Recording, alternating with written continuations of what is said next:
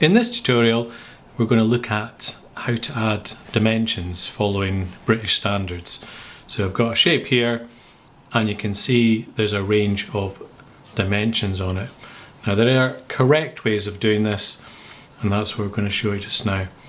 So I've got my overall sizes on the outside, and I've got different conventions for things like diameter and radius.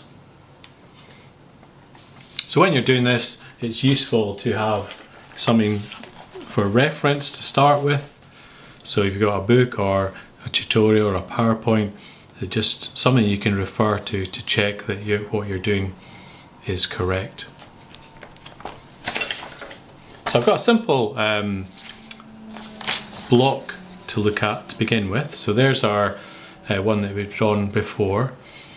So I know that these boxes are 30 by 30. And we can look at how we can add these in. So I've got two in a row here and a gap. So these two are called a chain dimension when they go together like that. Because you've got the overall dimension on the outside, you don't need one in here, because you can work out 90 minus 60 would mean that is 30 as well.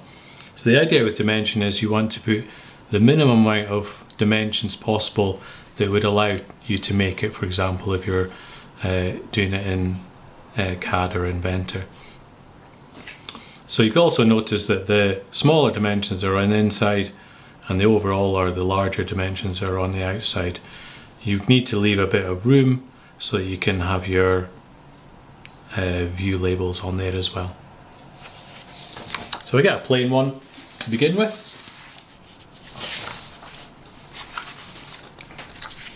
So there's our drawing, all ready to go. Let's get started. So from the previous one, you could see that I don't want dimensions all over the place, so I'm just going to put them where it's easiest to read. So in this case, most of them are going to go on the elevation there. However, we'll do the end elevation first. So I've got one thickness. You could put it up here, you could put it here, but I just want to keep it on one dimension, so one place, so I'm going to do the end elevation here. So first thing I'm going to draw is called leader lines. So basically they come in and they don't touch the object, you just come out a little bit and they're going to get projected straight out like so. And then from there you can draw a parallel line, and you're going to draw arrows which are slightly longer than they are wide, so it's long and thin like that, between the two, like so. So the important thing to remember with that is that there's a little gap in there between the leader lines. Next thing is there is a convention for this. If you've got a horizontal line, the number always goes on the top. So there's my 30 there. So that is the only one I need for the thickness. I only need it once. So moving over to the elevation, same thing again. I'm going to bring my leader line down like so. And this time I need enough so that I've got a long enough beat to put in two lines there. So two like so. So that's these two sizes. And I'm going to draw in my horizontal line. So add some arrows.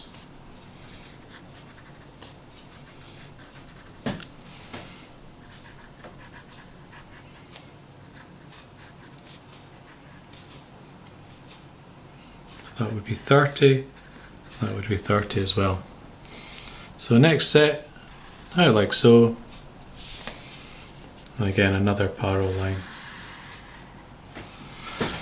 I would normally turn my piece of paper round to make this a little bit easier. I'm trying to keep it straight, it's easier to see. So then I've got my outside or overall dimension, 90 there. So same thing on the side. So leader line like that. I've got a bit in the middle.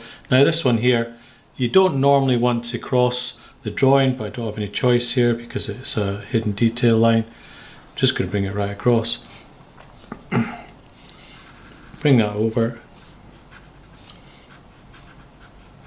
Now this one, when you've got a vertical line, it's always turned round 90 degrees. So if you imagine you're looking to the side, turned your head to the left, and you're always imagine you're writing from the bottom up the way. So you've got 30 there. Now I've drawn my line a little bit long here, so I'm just going to rub that out. And I've got my other leading line on this side, up like so.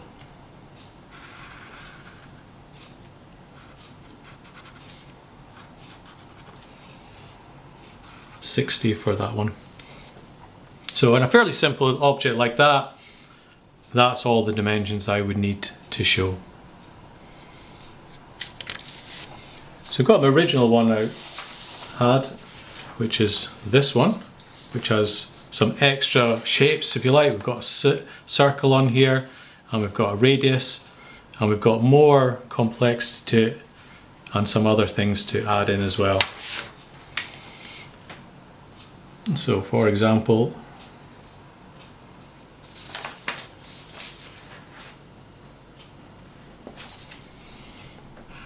that one is missing 45-degree line. So if we get a blank one, I'm going to show this. So again, you want to think what's going to be the sort of tidiest way to put this. So in this case, I'm going to start at the top. So I've got my outside leader line, that's going to come right up like so. This one's going to come right out like so. And then I've got my chain dimension coming from this side. One there, one there.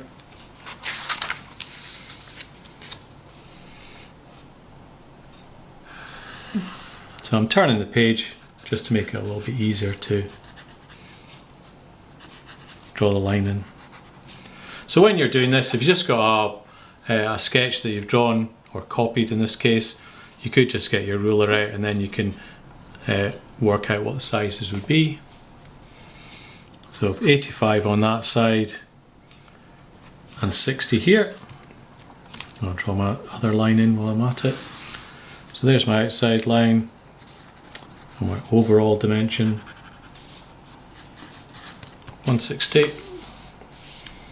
So that is all the dimensions I need for this side. So this one here, you can work out, you can add them together and subtract from that, and you'll get this size, which is also 15. And on this side here, I'm going to put over my largest dimension at the outside. And then I'm going to, so I want to know where the center line for this is. So we need to draw a center mark to indicate that's a round object. And I'm going to bring that out, and then I've got something to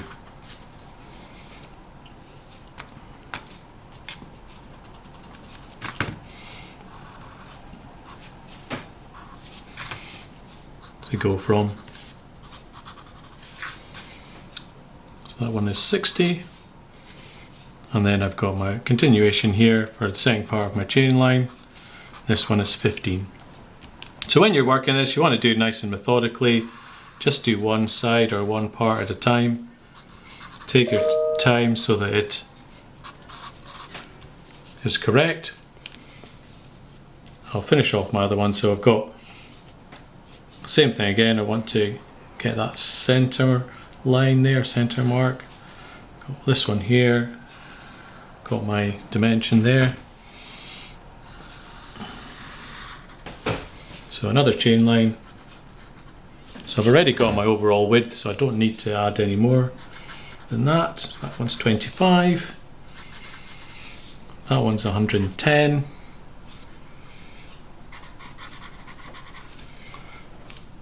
And then I'm going to add in my 45 degrees.